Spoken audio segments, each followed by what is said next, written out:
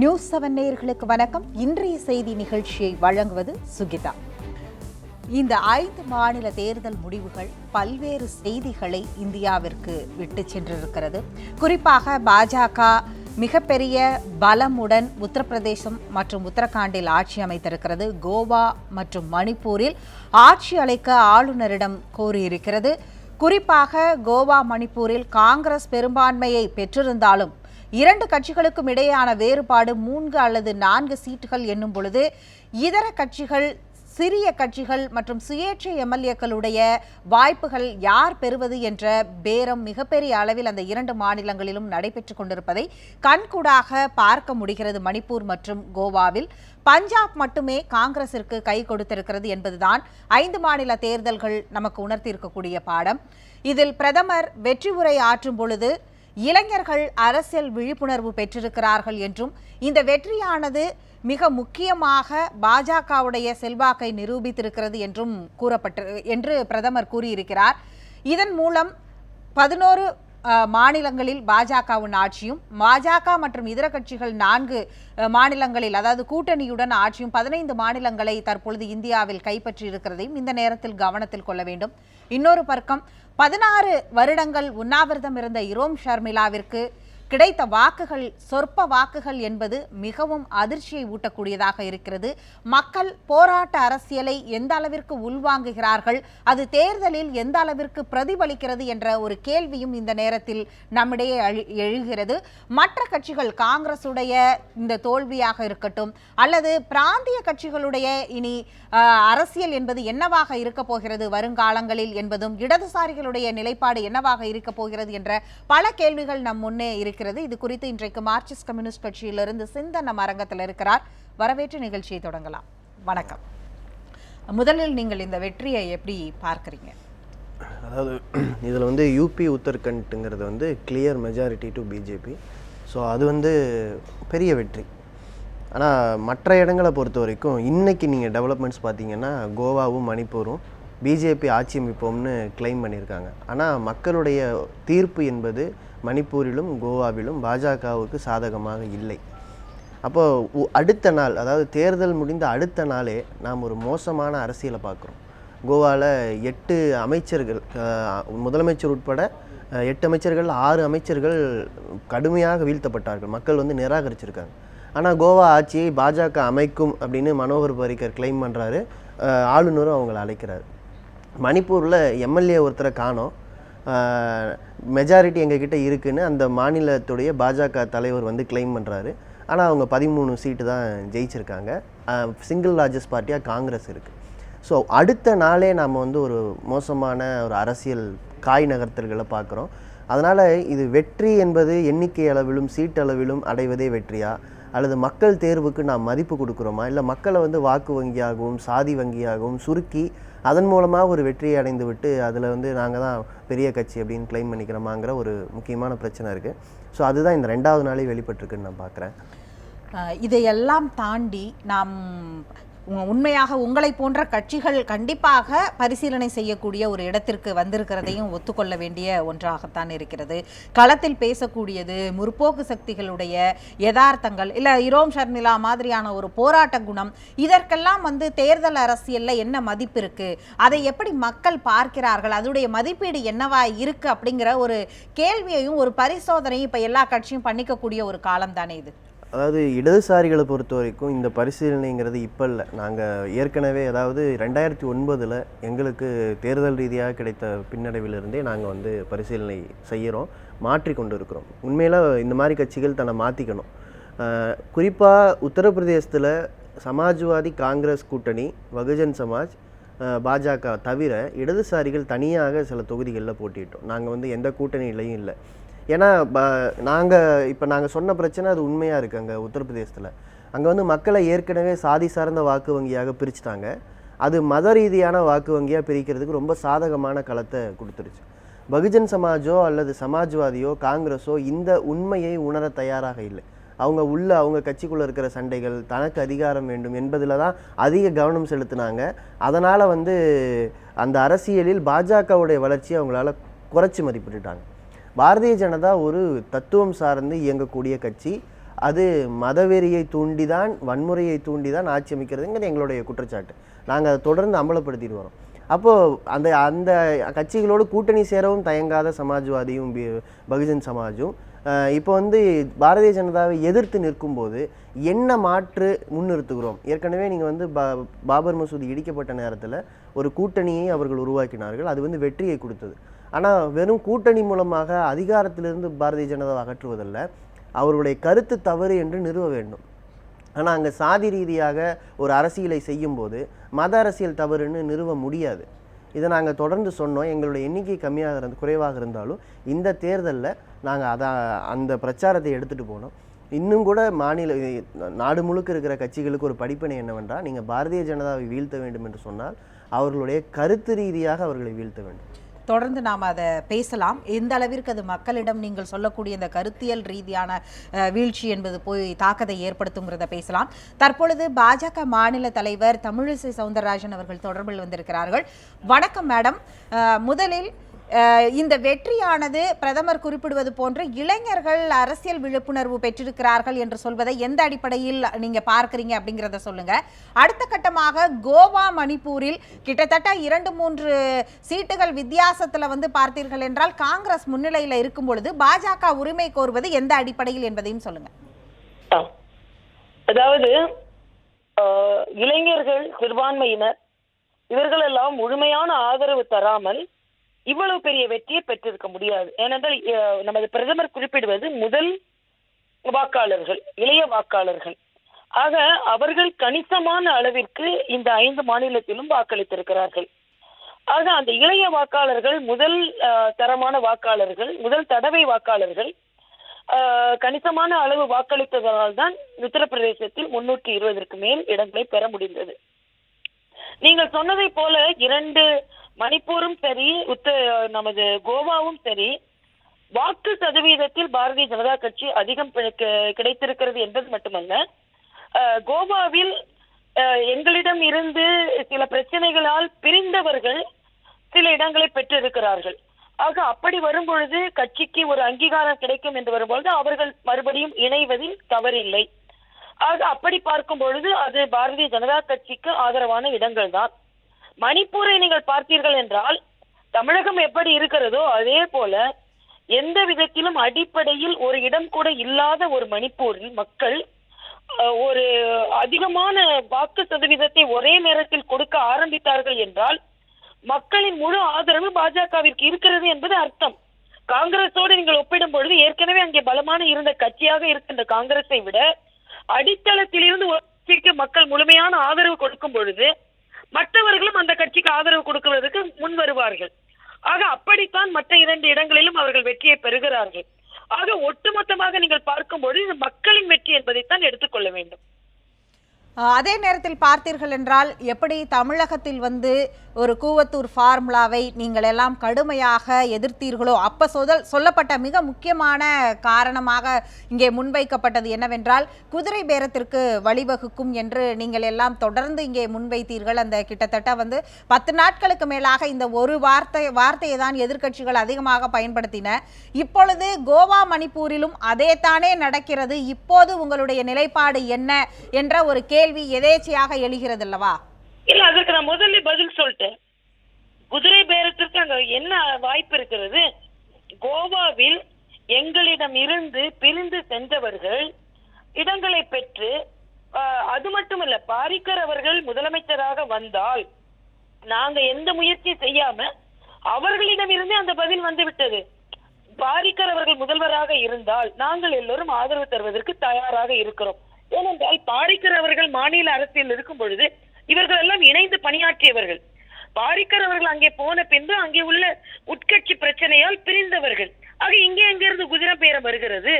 அதே போல மணிப்பூர் மக்கள் என்ன சொல்லி இருக்கிறார்கள்?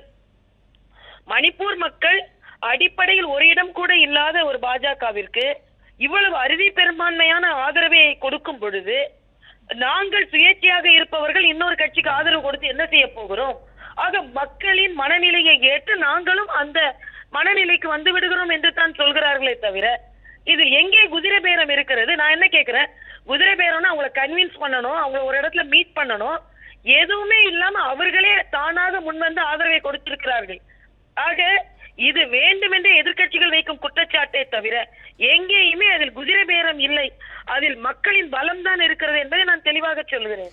இதே தரப்புல காங்கிரசும் இதேதான் சொல்வார்கள். அவர்கள் வந்து எங்களுக்கும் அவர்கள் வந்து ஆதரவு அளிக்கிறார்கள் என்ற ஒரு வாதத்திற்கு அவர்கள் சொல்லும் பொழுது என்ன ஆகும் நிலைமை அப்படிங்கிற ஒரு கேள்வி இருக்கு இல்லையா? அப்போது மீண்டும் இதே இடத்திற்கு தானே வந்து நிக்க வேண்டியதா இருக்கும். அவங்க எல்லாருமே கவர்னரையே மீட் பண்ண சொல்லிட்டாங்களே.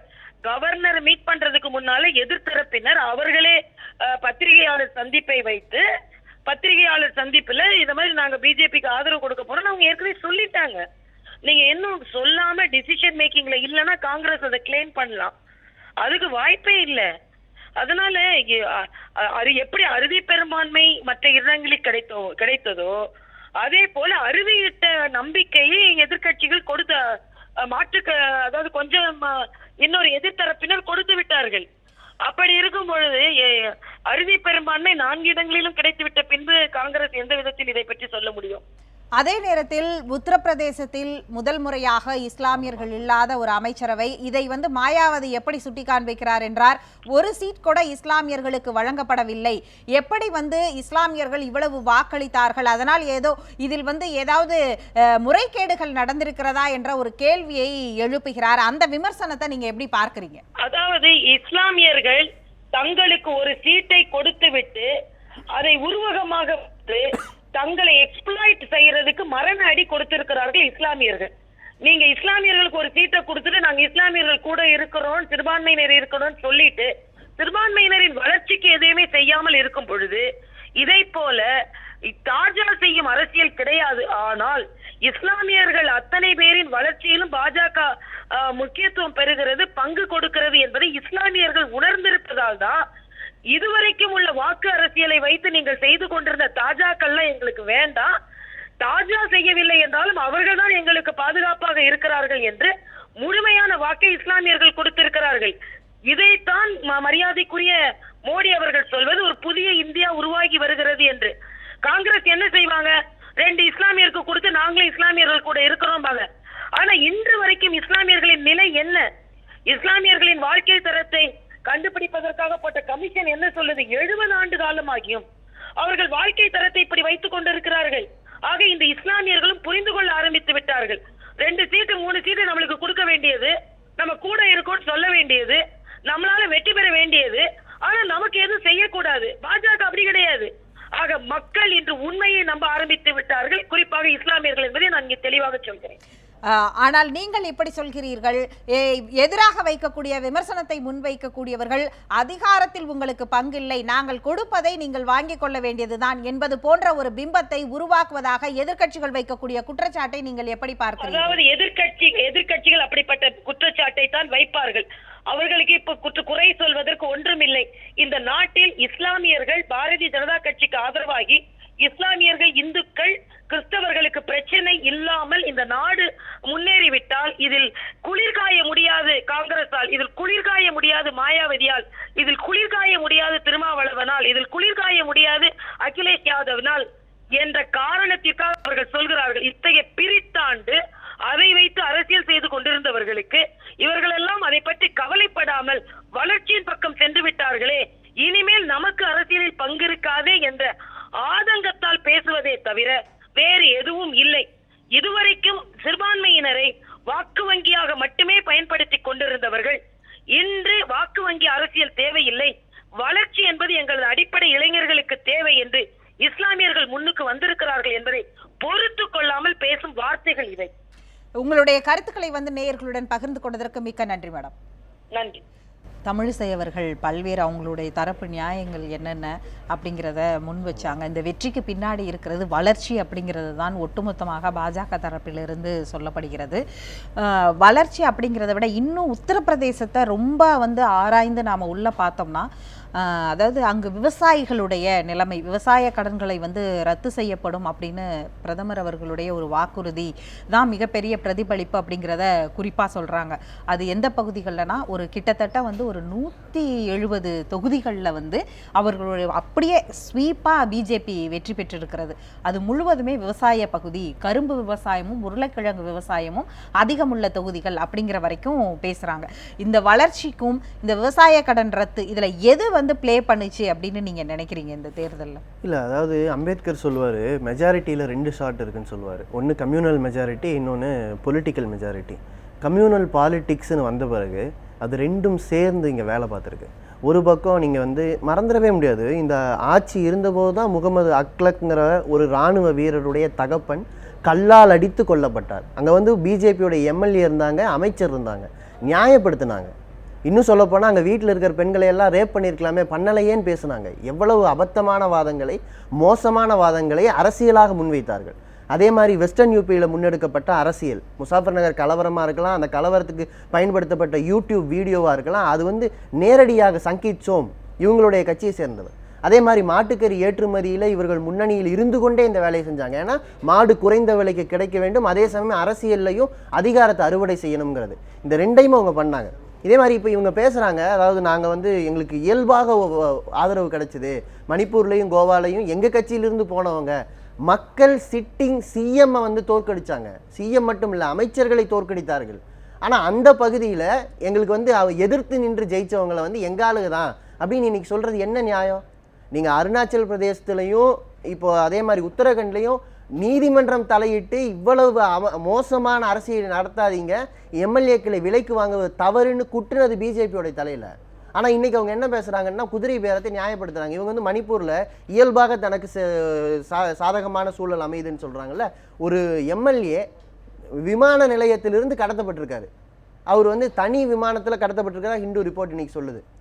அது எந்த அடிப்படையில் மிக குறைந்த 21 சீட்டு வாங்கினவங்க 31 சீட்டு எங்களுக்கு ஆதரவு இருக்குன்னு கிளைம் பண்ணுறாங்களே.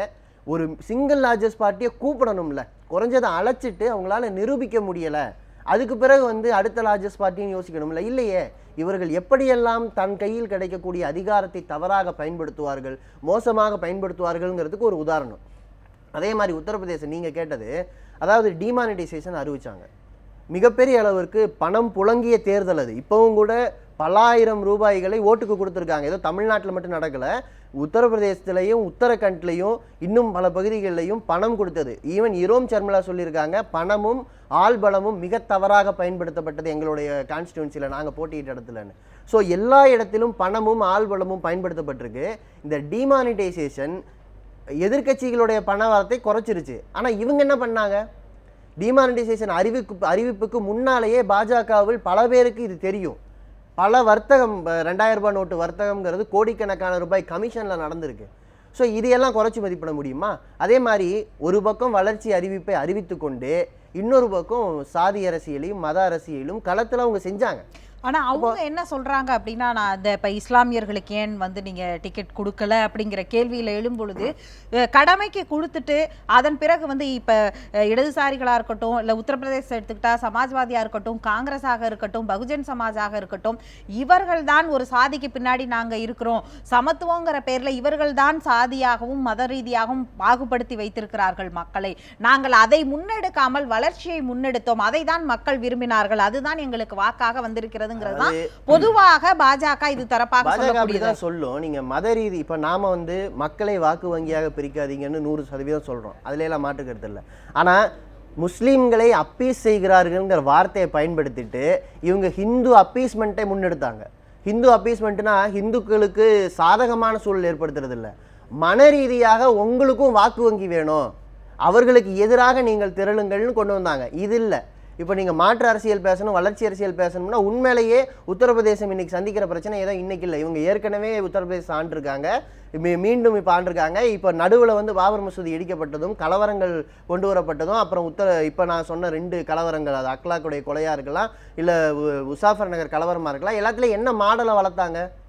அதே மாதிரி குஜராத்தில் முஸ்லீம்கள் தனியாக வாழுகிற பகுதி. ஆனால் நீங்கள் சொல்லக்கூடியது எதுவுமே வந்து தேர்தல் அரசியல்ல மக்கள் கணக்கில் எடுத்துக்கொண்டார்களா? முசாஃபர் நகர் கலவரமாக இருக்கட்டும், அல்லது நீங்கள் சொல்லக்கூடிய அந்த மாடு, அதாவது இன்னும் சொல்ல போனால் மாட்டுக்கறி மீதான ஒரு மிகப்பெரிய அரசியலை முன்னெடுத்ததாக இருக்கட்டும், மாட்டுக்கறி ஏற்றுமதிக்கான இப்ப கூட ஏற்றுமதி தடை செய்யப்படுங்கிறது ஒன்னா அவங்க கொடுத்திருக்கிற வாக்குறுதிகள்ல ஒன்னா இருக்கு. ஆனால் இது எதுவுமே தேர்தல்ல பிரதிபலிக்கல அப்படிங்கிறது தான். இதெல்லாம் போராட்டமானது, இன்னும் கல்வர்கி கொலை வரைக்கும் மிகப்பெரிய அளவுல இதெல்லாம் வந்து விவாதமாக்கப்பட்டது, சர்ச்சையாக்கப்பட்டது.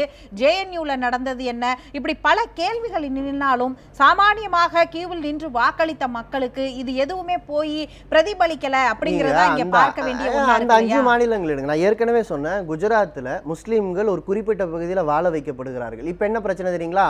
ஓட்டு போட்டா அந்த பகுதியில் யாருக்கு ஓட்டு போட்டிருக்காங்கன்னு பேட்டர்ன் தெரிஞ்சிடும். இப்போ வேற வழியே இல்லாமல் ஒருவேளை நாம் வந்து மீண்டும் மீண்டும் துன்புறுத்தப்படுவோமோ அப்படிங்கிற அச்சம் அந்த பகுதியில் இருக்குது. குஜராத்தில் ஒரு பகுதியில் முஸ்லீம்கள் வாழ்வதால் வரக்கூடிய பிரச்சனை இது. நீங்கள் உத்தரப்பிரதேசத்துலேயும் மற்றதுலையும் நடக்கிறத நாம் இங்கே பேசுகிறோம். ஆனால் அந்த பகுதியில் என்ன கள நிலவரம், அதனால தான் சொன்னேன் பாஜகவை தொடர்ந்து அம்பலப்படுத்த வேண்டும், மக்களுக்கு புரிய வைக்கணும். ஒரு பேட்டர்ன் இருக்குன்னு நான் சொல்கிறேன். சரி, தொடர்ந்து நாம் பேசலாம். காங்கிரஸ் இதனை எப்படி பார்க்கிறது என்பது குறித்து முன்னாள் அமைச்சர் பீட்டர் அல்போன்ஸ் தற்பொழுது தொடர்பில் இருக்கிறார். வணக்கம் சார், நீங்க சொல்லுங்க. அதாவது மணிப்பூர், கோவாவில் இப்பொழுது நடைபெற்றுக் கொண்டிருப்பதை எப்படி பார்க்கிறீர்கள்? ஒட்டுமொத்த 5 மாநில தேர்தலில் பாஜகவுடைய வெற்றியே நீங்க எப்படி பார்க்கிறீங்கன்னு சொல்லுங்க. கடந்த இந்த 5 மாநிலங்களில பாரதிய ஜனதா கட்சி தன்னை நடத்தி கொண்ட விதம் என்பது ஜனநாயக நெறிமுறைகளுக்கு விரோதமானது. ஜனநாயகத்திற்கும் பெரும்பான்மைவாதத்திற்கும் உள்ள வேறுபாட்டை நாம் உணர்ந்து கொள்ள வேண்டும். இன்றைக்கு உத்தரப்பிரதேசத்தில அவர்களால் வெற்றி பெற முடிந்தது என்று சொன்னால் அது ஜனநாயகத்தின் அடிப்படையில் நடந்த தேர்தல் அல்ல, பெரும்பான்மைவாதத்தினுடைய அடிப்படையில் நடந்த தேர்தல். அதாவது டெமோக்ரசி என்பது வேறு, மெஜாரிட்டேரியனிசம் என்பது வேறு. ஜனநாயகம் பெரும்பான்மையின் அடிப்படையில் தான் செயல்பட்டது என்றாலும் ஜனநாயகத்திற்கென்று சில அடிப்படை அம்சங்கள் உண்டு. ஜனநாயகம் என்பது விளிம்பு நிலை மக்களை, சிறுபான்மை மக்களை, அவர்களுடைய குரலையும் ஒலிப்பதாக, அவர்களுக்கும் அதிகாரத்திலே பங்கீட்டுகளை வழங்குவதாக அமைந்தால்தான் அது ஜனநாயகம். அந்த ஜனநாயகத்திலே விளிம்பு நிலை மக்களுக்கோ அந்த சிறுபான்மை மக்களுக்கோ பிரதிநிதித்துவம் இல்லை என்று சொன்னால் அது பெரும்பான்மைவாதமாகிவிடும். இன்று உத்தரப்பிரதேசத்தில் நடந்த தேர்தலிலே இந்தியாவிலே மிக அதிகமாக இஸ்லாமியர்கள் வாழுகிற மாநிலம் அந்த மாநிலம். அதிலே இந்த ஆளும் கட்சியாக தேர்ந்தெடுக்கப்பட்டிருக்கின்ற ஏறக்குறைய 304 சட்டமன்ற உறுப்பினர்களை வைத்திருக்கக்கூடிய கட்சியிலே ஒருவர் கூட இஸ்லாமியர் இல்லை என்று சொல்வது என்பது அந்த இஸ்லாமிய மக்களுக்கு அவர்கள் இந்த தேசத்தினுடைய தேசிய நீரோட்டத்திலிருந்து அவர்களை விலக்கி வைக்கிறோமோ என்கிற உணர்வும், நாங்கள் ஒதுக்கப்பட்டவர்கள், தங்களது தேசத்திற்கு சம்பந்தம் இல்லாதவர்கள், அந்நியர்கள் என்பதை போன்ற ஒரு சிந்தனையை ஊக்குவிப்பதற்கான முயற்சியாகத்தான் இந்த தேர்தல் பயன்படும் என்று நான் எண்ணுகிறேன். ஆகவே ஜனநாயகம் என்பது எல்லோருடைய குரலையும் சேர்த்து ஒலிப்பதாக இருக்க வேண்டும், அவர்களுக்கும் முறையான அதிகார பங்கீட்டை வழங்குவதாக இருக்க வேண்டும். அதே நேரத்தில் பாஜக தரப்பில் இதை எப்படி சொல்கிறார்கள் என்றால், இதுவரைக்கும் கொடுக்கப்பட்டது இது போன்ற கண் துடைப்புக்காகத்தான் கொடுக்கப்பட்டது இஸ்லாமியர்களுக்கு, ஆனால் அவர்களுக்கு வளர்ச்சியை ஏற்படவில்லை, அவர்கள் பின்தங்கியவர்களாக இருக்கிறார்கள். ஆனால் நாங்கள் வளர்ச்சியை முன்னிறுத்தி நாங்கள் வாக்கு கோரினோம், அதனால் தான் அவர்கள் எங்களுக்கு வாக்களித்து எங்களுக்கு வெற்றியை தந்திருக்கிறார்கள் அப்படிங்கிற ஒரு கருத்தை பாஜக தரப்பிலிருந்து சொல்கிறார்கள். இதை நீங்கள் எப்படி? ஒரு சிறுபான்மை மக்களுடைய கவலைகளை, அவர்களுடைய தேவைகளை, அவைகளுடைய உரிமைகளை சட்டமன்றத்தில் எடுத்து வைப்பதற்கு யார் இருக்கிறார் என்கிற ஒரு கேள்விக்கு இந்த பாஜகவுக்கு பதில் சொல்ல வேண்டிய கடமை உண்டு. அதாவது உனக்கு வேண்டியதை முழுவதும் நான் தருவேன், ஆனால் நீ உரிமையோ அல்லது உனக்கான அதிகார பங்கீட்டையோ நீ கேட்கக்கூடாது என்று சொன்னால் அது எந்த வகையில ஜனநாயகமாக இருக்க முடியும்? இந்த நாட்டில் இருக்கிற எல்லா இஸ்லாமியர்களுக்கும் வீட்டிலே நாங்கள் 3 முறை சாப்பாடு கொடுத்து விடுகிறோம், உடை கொடுத்து விடுகிறோம். ஆனால் உங்களுக்கு சட்டமன்றத்தில் இடம் கிடையாது, நாடாளுமன்றத்தில் இடம் கிடையாது, உங்களுக்கு அமைச்சர் பதவி கிடையாது. அப்படி என்று சொன்னால் அது இஸ்லாமியருடைய வளர்ச்சி ஆகிவிடுமா? ஆகவே அந்த வாதமெல்லாம் யாரும் ஏற்றுக்கொள்ள முடியாத வாதம். 2வது, தேர்தல் வாக்கு எண்ணிக்கை முடிந்த மறு நிமிடமே அமித்ஷா சொல்லுகிறார் 4 மாநிலங்களிலும் ஆட்சி அமைப்போம் என்று சொல்லுகிறார். பஞ்சாபிலே காங்கிரசுக்கு மெஜாரிட்டி இருக்கிறது, உத்தரகண்டிலே பாஜகவுக்கு மெஜாரிட்டி இருக்கிறது, உத்தரப்பிரதேசத்திலே மெஜாரிட்டி இருக்கிறது. ஆனால் கோவாவிலே சிங்கிள் லார்ஜஸ்ட் பார்ட்டி என்பது காங்கிரஸ், மணிப்பூரிலே சிங்கிள் லார்ஜஸ்ட் பார்ட்டி என்பது காங்கிரஸ். அந்த சூழ்நிலையிலே மரபுகளும் அரசியல் சாசன சட்டம் என்ன சொல்கிறது? முதலில் தனி பெரும்பான்மை பெற்றிருக்கிற கட்சிக்குத்தான் வாய்ப்பு அளிக்கப்பட வேண்டும் என்று சொல்லுகிறது. ஆனால் அமித்ஷா அவர்கள் இந்த நாட்டின் அரசியல் சாசன சட்டத்தையே அவர் கையாளுவது போல 4 மாநிலங்களிலும் ஆட்சி அமைப்போம் என்று சொல்லுகிறார்.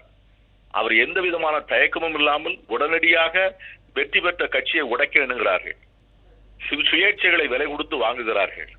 அந்த தேர்தலிலே வாக்களித்த ஈரம் காய்வதற்கு முன்னாலே ஆட்சி அமைக்க அவசரப்படுகிறார்கள். இதெல்லாம் ஜனநாயக நாட்டிலே நடக்கக்கூடுமா? இப்படி நடந்தால் இந்த நாட்டின் ஜனநாயகம் என்ன ஆகும்? இது ஏதோ நாடு முழுவதும் ஒரு கண்டிப்பாக சார், நீங்கள் குறிப்பிட்டிருக்கக்கூடிய மிக முக்கியமான ஒரு கேள்வி, பெரும்பான்மை நாங்கள் இருக்கும் பொழுது எப்படி அவ்வளவு அவசரம் ஏன் என்ற ஒரு கேள்வி. மற்றொன்றாக, ஒரு இஸ்லாமிய பிரதிநிதிகள் கூட இல்லாத சட்டமன்றத்திற்கு பாஜகவுடைய பதில் என்ன என்ற 2 கேள்வியை முன்வைத்திருக்கிறீர்கள். நீங்கள் நிகழ்ச்சியில் பங்கேற்று கருத்துக்களை பகிர்ந்து கொண்டதற்கு ரொம்ப நன்றி சார். இறுதியாக உங்களுடைய கருத்து என்ன? இல்லை, அதான் தேர்தலில் அவங்க முஸ்லீம்களை நிறுத்தாத மட்டும் இல்லை, பிரச்சாரத்தில் இடுகாடு சுடுகாடுன்னு பிரதமர் பேசினார். பல விஷயங்கள்ல ரொம்ப மறைமுகமாக மேலிருந்து பேசுவது, களத்தில் ரொம்ப மோசமாகவே மத ரீதியாக மக்களை பிரிப்பது நடந்தது. இதை எப்படி அவங்க நியாயப்படுத்துவாங்க? மக்களை பிரித்து ஓட்டு வாங்கிவிட்டு மீண்டும் எந்த சூழல் நோக்கி போகும்? உத்தரப்பிரதேசம் வளர்ச்சி என்று சொன்னால் இத்தனை ஆண்டுகளில் எல்லாருமே பொறுப்பு, அந்த பின்தங்கிய பகுதி உத்தரப்பிரதேசம் என்பதற்கு அது தனி. ஆனால் இப்போ குதிரை பேரம் ஒரு பக்கம் சில மாநிலங்களில் நடக்குது. இந்த பகுதியை பொறுத்த வரைக்கும் இனி யார் முதலமைச்சர் என்று தேர்ந்தெடுத்து பெரிய சிங்கிள் லார்ஜஸ்ட் மெஜாரிட்டியில் போக போகிறாங்க. ஒரு இஸ்லாமியரும் கிடையாது என்பது மட்டுமல்ல, களத்தில் இந்து முஸ்லீமாக மக்கள் பிரிக்கப்படுகிறார்கள் என்று சொன்னால் எத்தனை கலவரங்களை நாம் எதிர்பார்ப்பது? இது எல்லாம் ஒட்டுமொத்த இந்தியாவுடைய எதிர்காலத்திற்கு ஒரு நம்பிக்கை அளிப்பதாக இல்லை என்பதை தான் நாம் கவலையோடு பார்க்க வேண்டும். நிகழ்ச்சியில் பங்கேற்று உங்களுடைய கருத்துக்களை பகிர்ந்து கொண்டதற்கு ரொம்ப நன்றி. மற்றும் ஒரு நிகழ்ச்சியில் சந்திக்கலாம். நன்றி, வணக்கம்.